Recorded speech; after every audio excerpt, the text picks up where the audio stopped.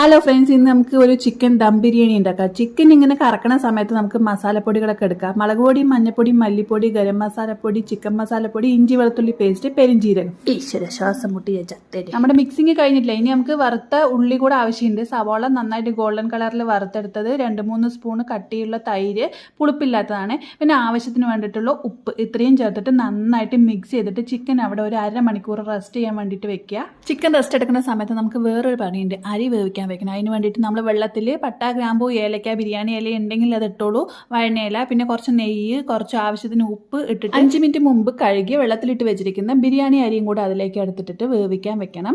നന്നായിട്ടൊന്ന് തിളച്ച് വരുന്ന സമയത്ത് നമ്മൾ ഇതിലേക്ക് ഒരു അരമൂടി നാരങ്ങ പിഴിഞ്ഞ് ഒഴിക്കണം. അരികൾ തമ്മിൽ ഒട്ടിപ്പിടിക്കാതിരിക്കാൻ വേണ്ടിയാണ് ഇങ്ങനെ ചെയ്യുന്നത് ഗൈസ്. അല്ല, ഞാൻ ആരോടാ പറഞ്ഞിരുന്നത്, നിങ്ങൾക്ക് ഇതൊക്കെ അറിയാമെന്ന് എനിക്കറിയാം. നമുക്ക് ഇതിൻ്റെ മേലെ ഇനി കുറച്ച് ഇലകളൊക്കെ ഇടണം കേട്ടോ. അപ്പം മല്ലിയില, പുതിനയിലൊക്കെ ഇടാം. പിന്നെ നമ്മൾ അരി ഒന്ന് ഹാഫ് വേവാവുന്ന സമയത്ത് നമ്മളിതൊരു വേറെ പാത്രത്തിലേക്ക് പകർത്തി വെക്കണം. നമ്മൾ എന്നിട്ട് അരി വേവിക്കാൻ വെച്ചിരിക്കുന്ന വലിയ കട്ടിയുള്ള പാത്രത്തിൽ തന്നെ കുറച്ചും കൂടെ എണ്ണയും നെയ്യും ഒഴിച്ചിട്ട് നമ്മൾ നേരത്തെ റെസ്റ്റ് ചെയ്യാൻ വെച്ചിരിക്കുന്ന ചിക്കൻ ഉണ്ടല്ലോ, അതിനതിലേക്ക് തട്ടിയിട്ട് വീണ്ടും നന്നായിട്ടൊന്ന് ഇളക്കി ഒന്ന് ലെവലാക്കി വെക്കുക. ചിക്കൻ്റെ ഒരു മണമൊക്കെ മാറി ചെറുതായിട്ട് എണ്ണ തെളിഞ്ഞ് വരുന്ന സമയത്ത് നമ്മൾ ഒരു അരമുടി നാരങ്ങ വീണ്ടും പിഴിഞ്ഞ് ഒഴിക്കുക.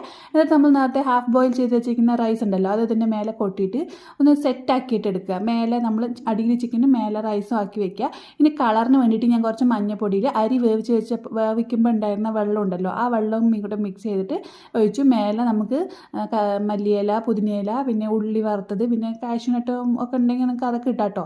ഞാൻ ദമ്മിടാൻ വേണ്ടി പോവാണ്. അപ്പം ഞാൻ നിങ്ങളിൽ കറക്റ്റായിട്ട് അളവിനുള്ള മൂടി ഉണ്ടെങ്കിൽ അത് വെച്ച് മൂടാം. എൻ്റെ അടുത്ത് അങ്ങനത്തെ മൂടിയില്ലാത്ത കാരണം ആദ്യം അലുമിനിയം ഫോയിൽ വെച്ചിട്ട് അതിൻ്റെ മേലെ ഞാൻ ഒരു പ്ലേറ്റ് വെച്ചിട്ട് അതിൻ്റെ മുകളിലാണ് ഞാൻ വെയിറ്റ് വെച്ചത്. മുകളിൽ വെയിറ്റ് വെച്ച് കഴിഞ്ഞാൽ ഇനി നമ്മൾ കുറച്ച് നേരം വെയിറ്റ് ചെയ്യണം കേട്ടോ. ഒരു 15 to 20 minute medium to low ഫ്ലെയിമിൽ ദമ്മിട്ടതിന് ശേഷം നമ്മൾ തുറന്നു നോക്കുമ്പോൾ ഉള്ള കാഴ്ചയാണ് ഗൈസ്. എന്തൊരു മണമായിരുന്നറിയോ, തുറക്കുമ്പോൾ സൂപ്പർ മണമായിരുന്നു.